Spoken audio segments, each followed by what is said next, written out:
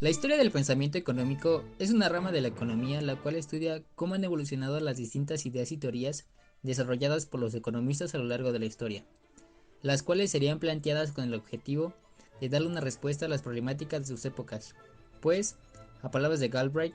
las ideas económicas siempre son un producto de su época y lugar. Si bien el pensamiento económico es tan antiguo como la misma civilización, fue hasta el siglo XVI cuando se fueron concibiendo las primeras teorías económicas como producto de la realidad. En este video nos enfocaremos en explicar los principales postulados de los fisiócratas, de Adam Smith y de David Ricardo, los cuales llegaron a ser tan importantes que incluso se siguen discutiendo en la actualidad.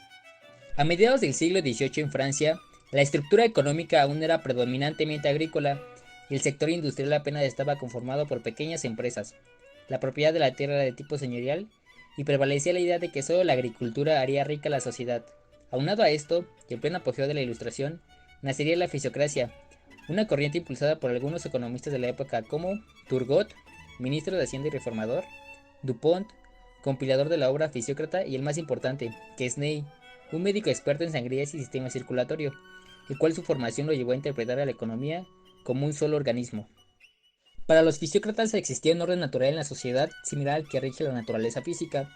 Con esto la naturaleza debía gobernar las instituciones humanas y el Estado no debía intervenir para modificar las leyes que la rigen, por lo que el orden natural es todo lo que beneficia a la agricultura. Este era un principio básico junto con el Pruitt Net y el laissez-faire, laissez-passer, los cuales son aquella parte de la riqueza producida que excede a la riqueza que ha sido consumida en el proceso de producción, siendo la base de un consumo superior y por lo tanto más variado y más rico. Y el dejar hacer, dejar pasar, dejar así libremente y dejar comerciar, siendo la norma orientadora en contra de la intervención del Estado, promoviendo el libre mercado y la libertad económica. Esta corriente tendría gran influencia sobre nuestro siguiente pensador, sustentando varios de sus postulados con las ideas planteadas por los fisiócratas. Adam Smith nació en Kirkcaldy, Escocia, en 1723. Siendo hijo de un agente aduanero, estudió filosofía en la Universidad de Glasgow, educándose en medio de la Ilustración escocesa y el liberalismo, llevándolo a convertirse en profesor de lógica y de filosofía moral, por lo que antes que nada tenemos que entenderlo como un filósofo. En 1759 escribiría su primer gran obra, La teoría de los sentimientos morales, donde aborda la simpatía y la capacidad que tienen los seres humanos para ponerse en el lugar del prójimo, una obra sin la cual no entenderíamos los argumentos centrales de su siguiente gran obra, La riqueza de las naciones, la cual gracias a una pensión vitalicia ofrecida por un duque pudo redactar. En ella Smith se pregunta qué es la riqueza y en qué consiste, llevándola a reflexionar sobre la división del trabajo, la productividad del trabajo y el tamaño del mercado, estableciendo que la división del trabajo trae consigo un mayor progreso y aumento en la capacidad productiva del trabajo, pues permitía que el obrero se fuera especializando cada vez más en una sola función. Para explicar esto, Smith puso de ejemplo una fábrica de alfileres, donde un solo trabajador podría producir máximo 20 alfileres al día,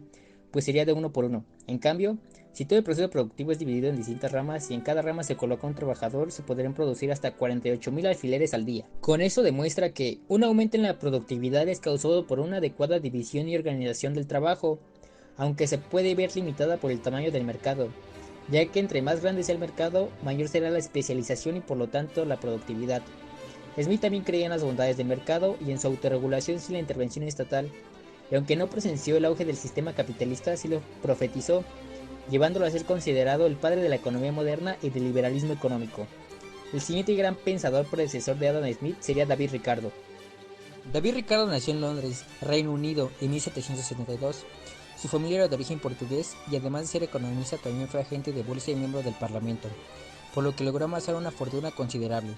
Ricardo sería testigo de los primeros efectos que trajo consigo la revolución industrial, los cuales consolidaron al capitalismo, logrando un amplio desarrollo de las fábricas y de la producción,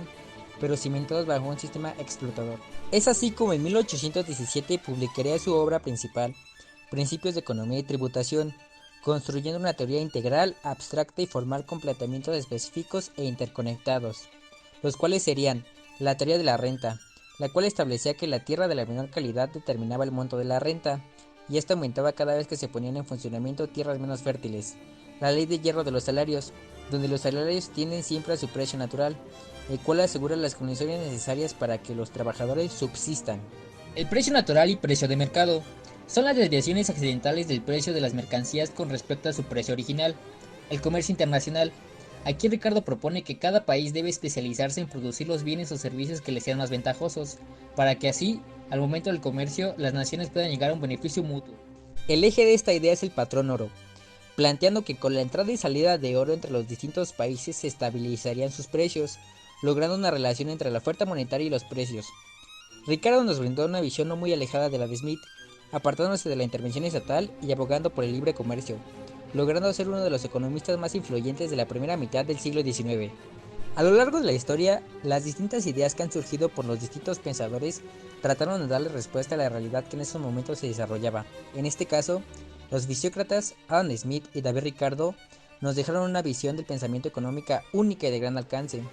que todavía en nuestros días repercute y no deja de decir cosas al presente, pues, de no ser por ella, nuestra realidad sería bastante diferente.